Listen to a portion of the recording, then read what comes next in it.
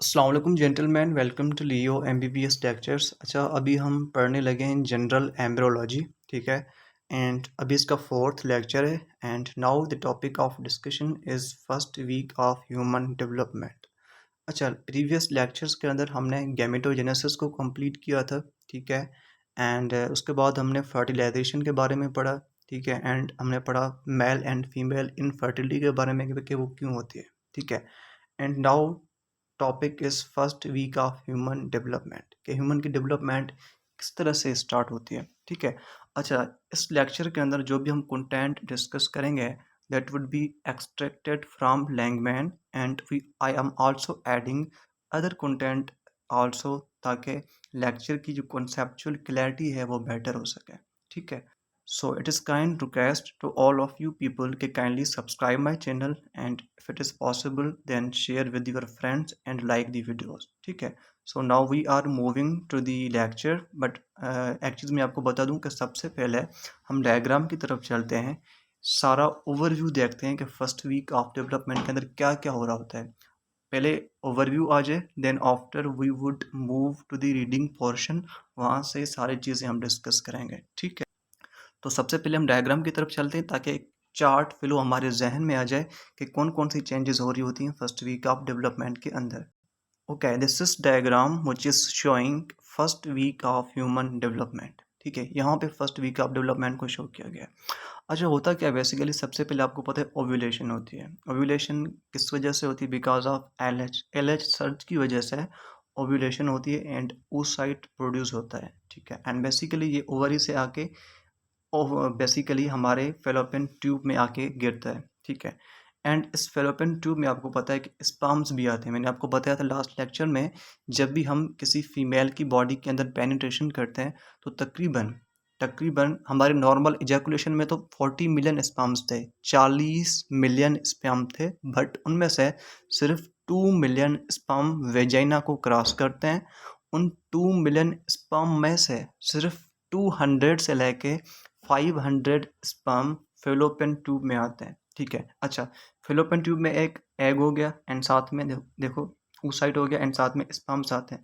जो sperms travel करके आते हैं तो इनको ट्रेवल करवाने के लिए एक आयन होता है that is called as calcium ion. मैंने आपको लास्ट लेक्चर में बताया था कि calcium ion is very important for the movement of sperm, ठीक है। एंड ये बेसिकली जो कैल्शियम आयन की एडजस्टमेंट है, आपको याद होगा कहाँ पे होती है? कैपेसिटेशन के अंदर। जब कैपेसिटेशन का प्रोसेस हो रहा होता है इन दी सर्विक्स, सर्विक्स के अंदर 7 आवर्स तक कैपेसिटेशन चलती है, वहाँ पे कैल्शियम आयन्स की एडजस्टमेंट की जाती है, कोलेस्ट्रॉल की एडजस्टमेंट की जाती है एंड साथ में कुछ और बायोकेमिकल मॉडिफिकेशंस की जाती हैं स्पर्म में, ताकि स्पर्म प्रॉपर मोटाइल हो सके, स्पर्म हाइपर मोटाइल हो जाए, ठीक है। तो ये स्पर्म्स यहाँ पे आके ट्रेवल करते हैं एंड सेकेंडरी oocyte के साथ आके मिलते हैं, इसकी मियोसिस 2 कंप्लीट हो जाती है एंड ये एग बन जाता है।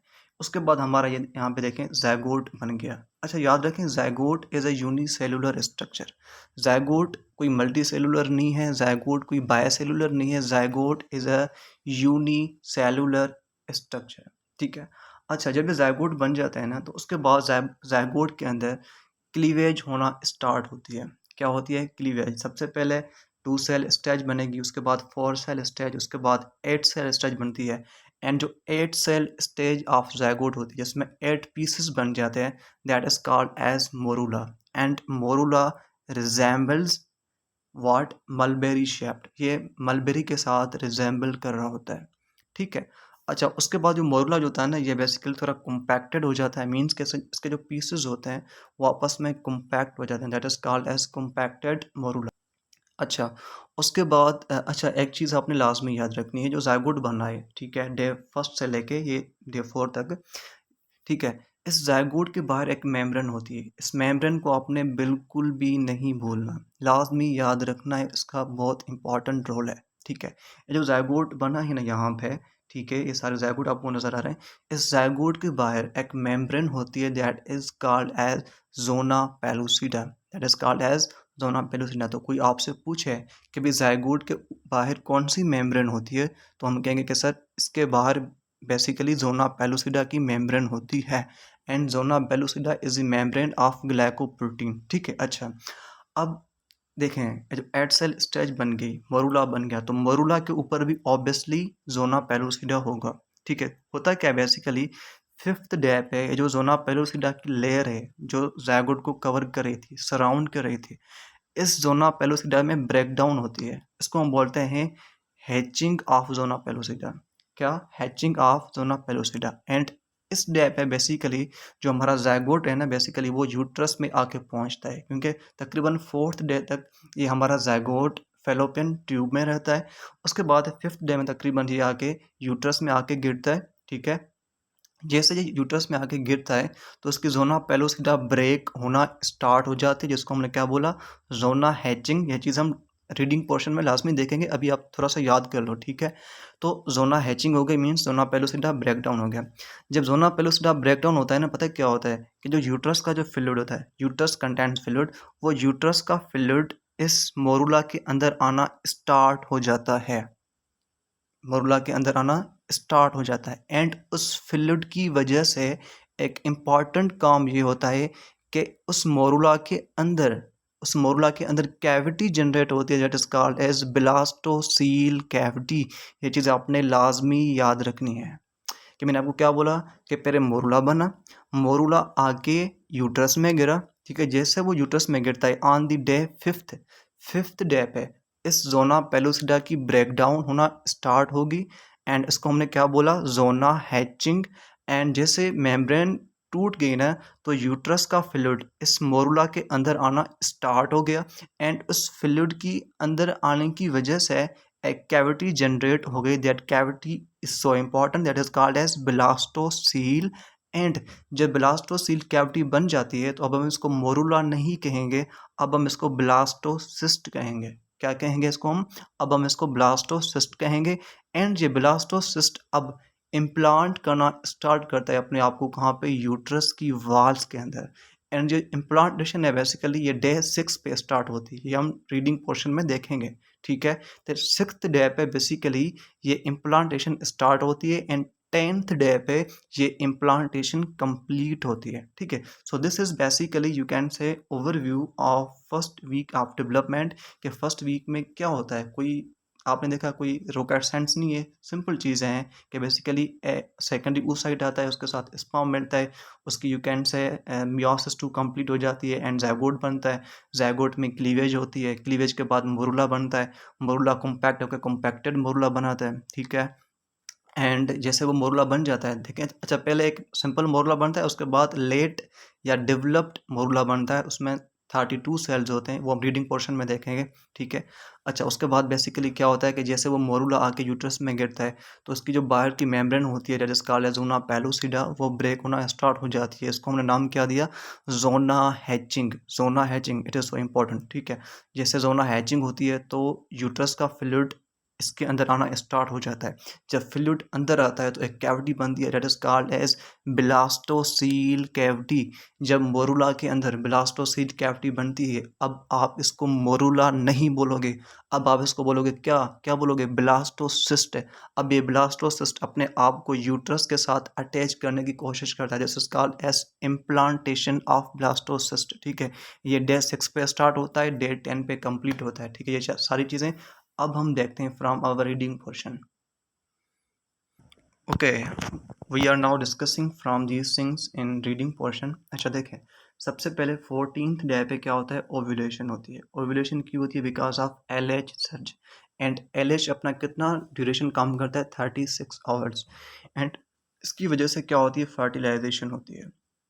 یاد رکھنا، اگر اسپرم کو پرمیشن ملتی ہے فیمیل باڈی میں پینیٹریٹ ہونے کی، تو day of اوویولیشن is the same the day of fertilisation. اسی ڈے پہ اوویولیشن ہوتی ہے، اسی ڈے پہ فرٹیلائزیشن ہوتی ہے.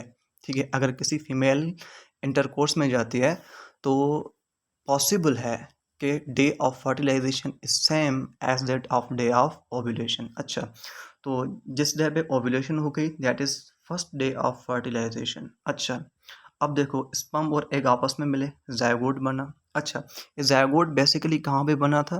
فیلوپین ٹیوب کے اندر. کہاں پہ بنا تھا؟ یاد رکھنا، زائگوٹ کی فارمیشن فیلوپین ٹیوب میں ہوتی ہے. اینڈ یاد رکھنا تقریباً 2 سے 3 دن تک یہ ہمارا زائگوٹ فیلوپین ٹیوب میں ریزائڈ کرتا ہے. کہاں پہ ریزائڈ کرتا ہے؟ ہمارے فیلوپین ٹیوب میں ریزائڈ کرتا ہے. تو اگر یہ فیلوپین ٹیوب میں ریزائڈ کر رہا ہے تو اس کو نیوٹریشن کی ضرورت ہوتی ہے. تو یاد رکھنا، جب ہمارا زائگوٹ بیسیکلی فیلوپین ٹیوب میں ہوتا ہے تو اس کو نیوٹریشن کون پرووائڈ کرتا ہے؟ Secretary sales of فیلوپین tube. ہم آگے پڑھیں گے کہ فیلوپین ٹیوب میں بیسیکلی 2 قسم کے سیلز ہوتے ہیں. ٹھیک ہے، تو جو اس کے سیکریٹری سیلز ہوتے ہیں نا، وہ بیسیکلی زائگوٹ کو نرشمنٹ پرووائڈ کرتے ہیں. اینڈ وہ نرشمنٹ کون سی ہوتی ہے؟ That is pyruvate. وہ ہم آگے دیکھتے ہیں. ٹھیک ہے، تو آپ نے یہ چیز لازمی یاد رکھنی ہے کہ سب سے پہلے زائگوٹ کہاں پہ بنتا ہے؟ فیلوپین ٹیوب میں. اگر زائگوٹ فیلوپین ٹیوب میں ہے تو فیلوپین ٹیوب میں زائگوٹ کو نیوٹریشن کون پرووائڈ کرتا ہے؟ Secretary sales of فیلوپین tube. And وہ نیوٹریشن کون سی ہے؟ Basically that is pyruvate. اچھا، میں نے آپ کو کیا بتایا کہ زائگوٹ کے اوپر جو آؤٹر کورنگ ہوتی ہے دیٹ از کالڈ ایز زونا پیلوسیڈا. اس چیز کو آپ نے نہیں بھولنا، لازمی یاد رکھنا ہے. That is زونا پیلوسیڈا. The covering of zygote is called as زونا پیلوسیڈا. اچھا، میں نے آپ کو بتایا تھا کہ جو اسپامز ہوتے ہیں وہ ٹریول کر کے آتے ہیں نا، اینڈ اسپامس کی ٹریولنگ میں بیسیکلی کیلشیم آئن کا بہت زیادہ امپورٹنٹ رول ہوتا ہے. اینڈ ساتھ میں ایک اور جین ہوتا ہے جو اسپامس کی موومنٹ کو کنٹرول کر رہا ہوتا ہے، that is called as کیسپر Jain. تو یہ چیز آپ نے لازمی یاد رکھنی ہے. ایک کیلشیم آئن اینڈ دوسرا کیسپر Jain, both controls the movement of spam. اچھا دیکھیں، یہ جو زائگوٹ کے اوپر باہر میمبرین تھی دیٹ واز کالڈ ایز زونا پیلوسیڈا. اس زونا پیلوسیڈا کا بہت امپورٹنٹ رولز ہیں. نمبر 1، اس کا پہلا کام کیا ہوتا ہے کہ زونا پیلوسیڈا پریونٹس پولی اسپرمی. یہ پولی اسپرمی کو اوائڈ کرتی ہے، پریونٹ کرتی ہے. پولی اسپرمی مینس ایک کے اندر ایک سے زیادہ اسپرم انٹر نہ ہو.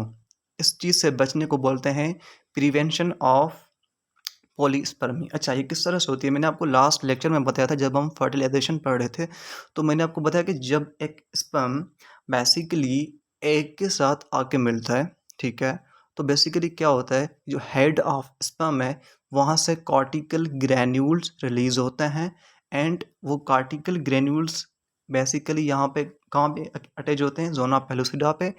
جب کارٹیکل گرینیولز زونا پیلوسیڈا پہ اٹیچ ہو گئے تو زونا پیلوسیڈا اب ہارڈ ہو جاتی ہے، سخت ہو جاتی ہے. جب زونا پیلوسیڈا سخت ہو جاتی ہے تو دوسرا کوئی بھی اسپرم اب اس میں انٹر نہیں ہو سکتا. دیٹس وائی زونا پیلوسیڈا پریوینٹس پولی اسپرمی. اچھا، اس کے بعد زونا پیلوسیڈا کا ایک دوسرا امپورٹنٹ رول ہوتا ہے that is called as it prevents ایکٹوپک pregnancy. ایکٹوپک pregnancy means دیکھیں، نارملی جو ہمارا بلاسٹوسسٹ ہوتا ہے یا زائگوٹ ہوتا ہے وہ کہاں پہ امپلانٹ ہوتا ہے؟ یوٹرس میں.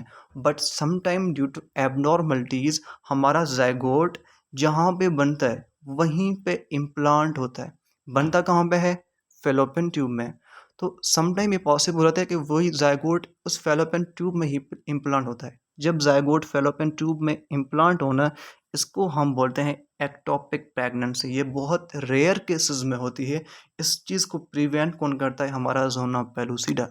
So zona pellucida is the covering of zygote. It is so important in a sense that it prevents polyspermy, it prevents ectopic pregnancy. اچھا، یہ جو زائگوٹ بنا ہے ہمارے فیلوپین ٹیوب کے اندر، اس زائگوٹ میں ڈویژن ہوتی ہے that is called as cleavage. That is called as cleavage. اچھا، جب زائگوٹ میں کلیویج ہوتی ہے تو زائگوٹ کنورٹ ہو جاتا ہے مورولا میں. مورولا از 8 to 16 cell stage and مورولا basically ریزیمبل کرتا ہے ملبیری کے ساتھ. مورولا بیسیکلی ریزیمبل کرتا ہے ملبیری کے ساتھ. اچھا، اب یہ جو ہمارا مورولا ہے یہ بیسیکلی یوٹرس کے اندر آ کے گرتا ہے، یوٹرس میں آ کے گرتا ہے. اینڈ یہ مورولا بیسیکلی کنورٹ ہو جاتا ہے ایڈوانسڈ اور لیٹ مورولا. ایک پہلے کیا تھا؟ سمپل مورولا.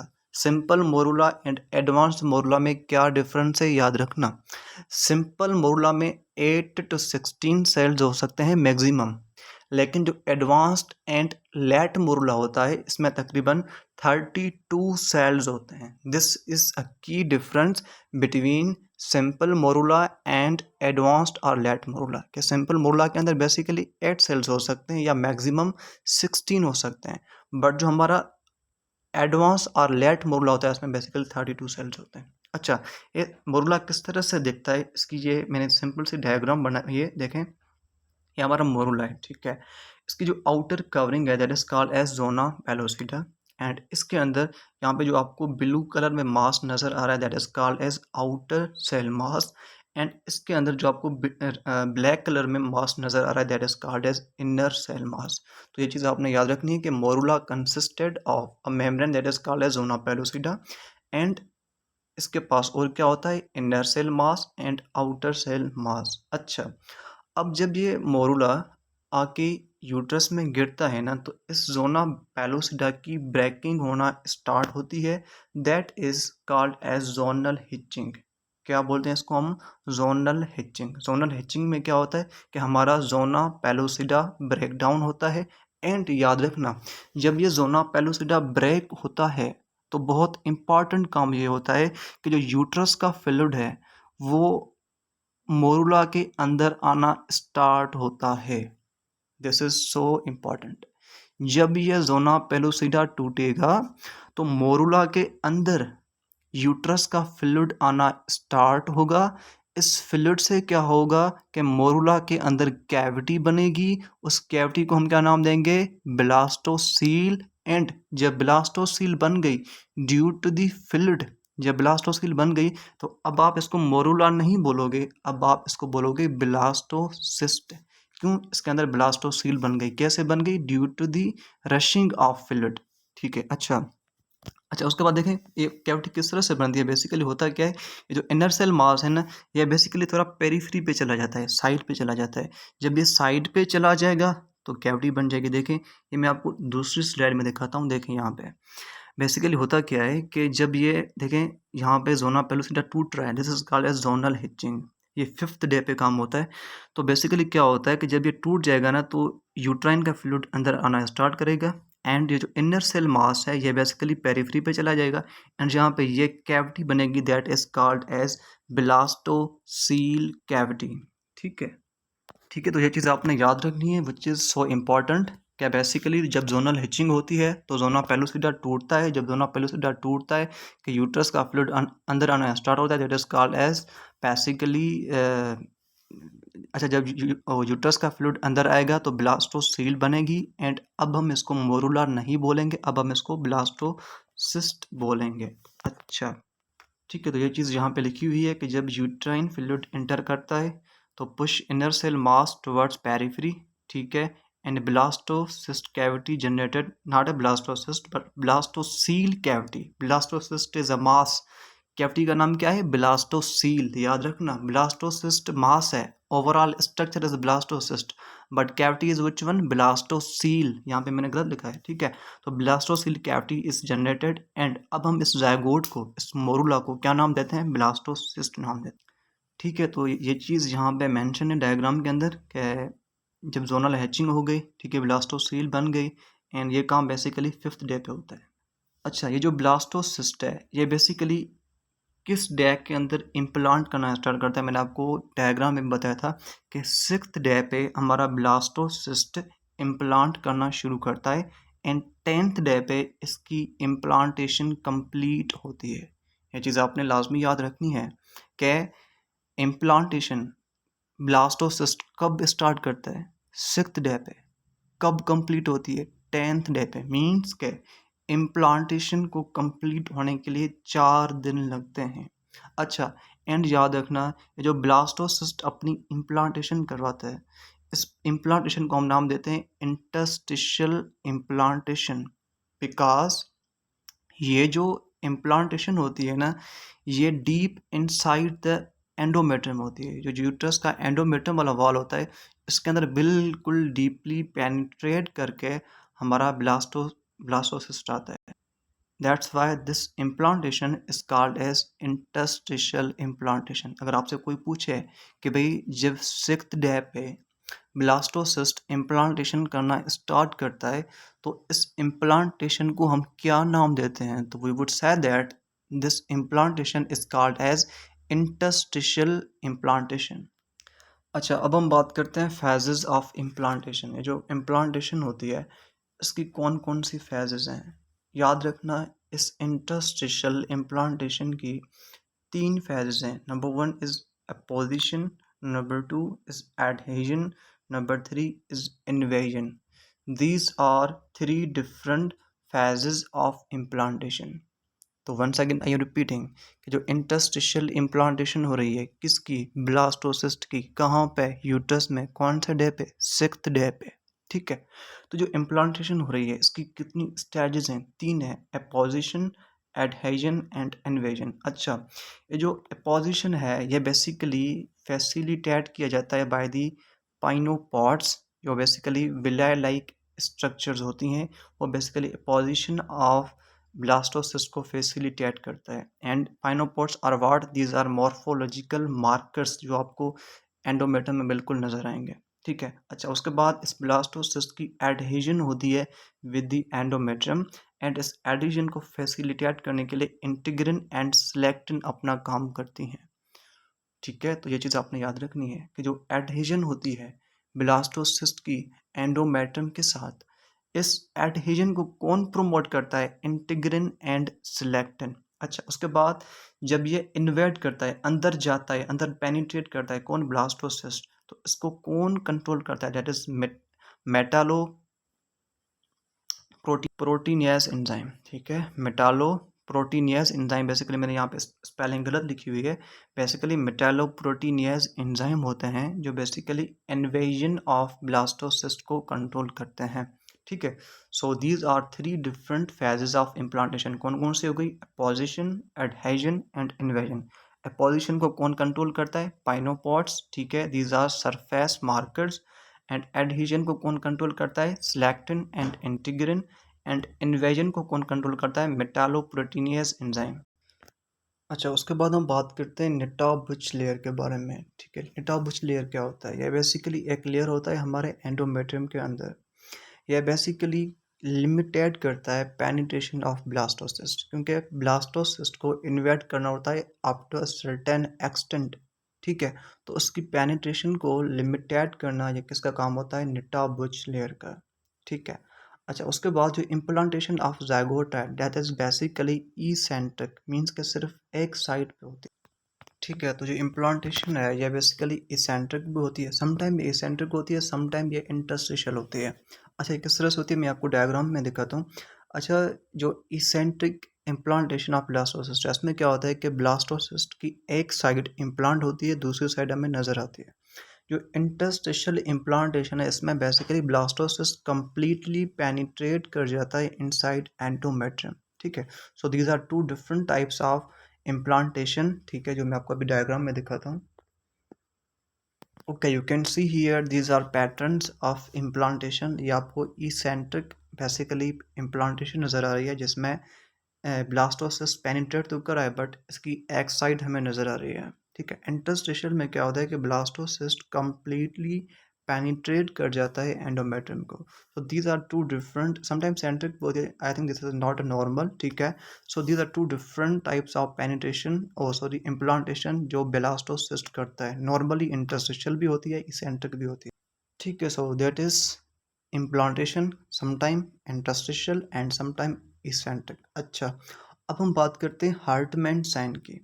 اچھا, ہارٹمین سائن میں بیسیکلی کیا ہوتا ہے کہ بلیڈنگ ہوتی ہے ویجینا کی at the time of implantation. Means جب بلاسٹوسسٹ امپلانٹ کرتا ہے بائی دی ایسینٹرک مینر اور انٹرسٹیشل مینر, جب بھی بلاسٹوسسٹ پینیٹریٹ کرتا ہے ایٹ دیٹ ٹائم ویجینا سے بلیڈنگ آنا اسٹارٹ ہوتی ہے. And some time people confuse ہو جاتے ہیں کہ یہ بلیڈنگ بیسیکلی مینسٹریل بلیڈنگ ہے یا بیسیکلی یہ ہارٹمین سائن ہے. تو بیسیکلی جب بھی بلاسٹوسسٹ اینڈومیٹریم کے ساتھ یو کین سے امپلانٹ کرتا ہے تو ویجینا سے بلیڈنگ آنا اسٹارٹ ہو جاتی ہے. وہ بیسیکلی اینڈومیٹریم سے ہی آئے گی کیونکہ دیکھیں امپلانٹیشن ہو رہی ہے نا, ٹھیک ہے, کسی چیز کی لازمی ہے تو بلیڈنگ آئے گی. سو ٹھیک ہے, some time Peoples are confused between menstrual bleeding and this bleeding which is called as ہارٹمین sign. ٹھیک ہے. تو ہارٹمین سائن بیسیکلی کیا ہے؟ یہ بیسیکلی پریگننسی کی سائن ہے. ٹھیک ہے. اس میں کیا ہوتا ہے بیسیکلی میں نے آپ کو بتایا کہ بلیڈنگ ہوتی ہے ویجینا کی at the time of implantation. کیونکہ دیکھیے آپ کو پتہ ہے کہ پریگننسی کی ڈفرینٹ سائنز ہوتی ہیں. ہمیں کیسے پتہ چلے کہ بھائی پریگننسی ہوئی ہے کہ نہیں ہے؟ So these are little bit science جو میں آپ کو ابھی بتا رہا ہوں. ٹھیک ہے. Okay you can see here these are some science and symptoms جو ہمیں بتاتے ہیں کہ اب اس فیمیل کو پریگننسی ہو چکی ہے. سب سے پہلے ایمینوریا. اس میں کیا ہوتا ہے کہ absence of menstrual periods of female کو نہیں آئیں گے. ٹھیک ہے, دس از ایمینوریا. اس کے بعد پریگننسی کے اور کیا سائنس اینڈ سمٹمز ہوتے ہیں؟ نازیا اینڈ وامٹنگ, یہ چیز بھی ہوتی ہے. ٹھیک ہے, اس کے بعد پریگننسی کی دوسری سائن میکچوریشن بھی ہو سکتی ہے, جس میں فریکوینٹ یورینیشن ہوتی ہے. جب بھی پریگننسی ہوتی ہے تو female has you can say frequent urination, کوئکننگ ہوگی, بریسٹ ڈسکمفرٹ. اچھا, بریسٹ ڈسکمفرٹ کیوں؟ کیونکہ بیسیکلی پرولیکٹن کی لیول میں چینجز آتی ہیں, دیٹس وائی بریسٹ ڈسکمفرٹ. اس کے بعد فٹیگ, ٹھیک ہے, اوبیسٹی, اسکن چینجز, یہ چیزیں these are science and symptoms of pregnancy. اس کے اندر ہرٹمن سائن. ٹھیک ہے, you can see here these are different science of pregnancy. اب ہم ان کو ڈسکس نہیں کرتے. یہاں پہ دیکھیں, آپ کو نظر آ رہا ہے ہارٹمن سائن. ہارٹمن سائن یہی ہوتی ہے کہ بلاسٹوسسٹ کی امپلانٹیشن کی وجہ سے ویجائنا سے بلیڈنگ آتی ہے. That is also sign of pregnancy. میں نے آپ کو بتایا کہ اس سائن کے لیے ہم سم ٹائم کنفیوز بھی ہو جاتے ہیں. ٹھیک ہے, so that was all about today's lecture, جس میں ہم نے آج فرسٹ ویک آف ڈیولپمنٹ کے بارے میں پڑھا کہ کیا ہوتا ہے. بہت سمپل ہے. ٹھیک ہے, سب سے پہلے زائگوٹ بنتا ہے, زائگوٹ کی ڈیولپمنٹ ہوتی ہے. ٹھیک ہے, کلیویج ہوتی ہے, دین آفٹر مورولا بنتا ہے. اس کے بعد لیٹ اور ایڈوانسڈ مورولا بنتا ہے. ٹھیک ہے, اس کے بعد زونل ہچنگ ہوتی ہے. زونل ہچنگ کی وجہ سے بلاسٹوسیل کیوٹی بنتی ہے. کیوں بنتی ہے؟ کہ یوٹرائن فلوئڈ اندر آنا اسٹارٹ کرتا ہے. ٹھیک ہے, انر سیل ماس پیریفری کی طرف موو کرتا ہے.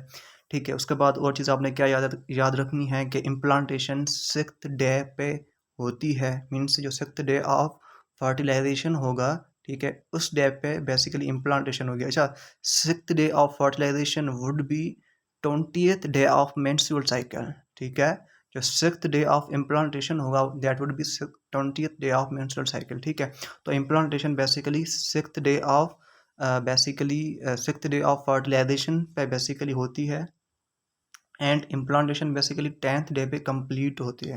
سو دس از آل اباؤٹ ٹوڈیز لیکچر, جس کے اندر ہم نے پڑھا کہ first week of development. So it is kind request to all of you people کہ کائنڈلی سبسکرائب مائی چینل. ٹھیک ہے, and if it is possible then share with your friends. ٹھیک ہے, تھینک یو, اللہ حافظ.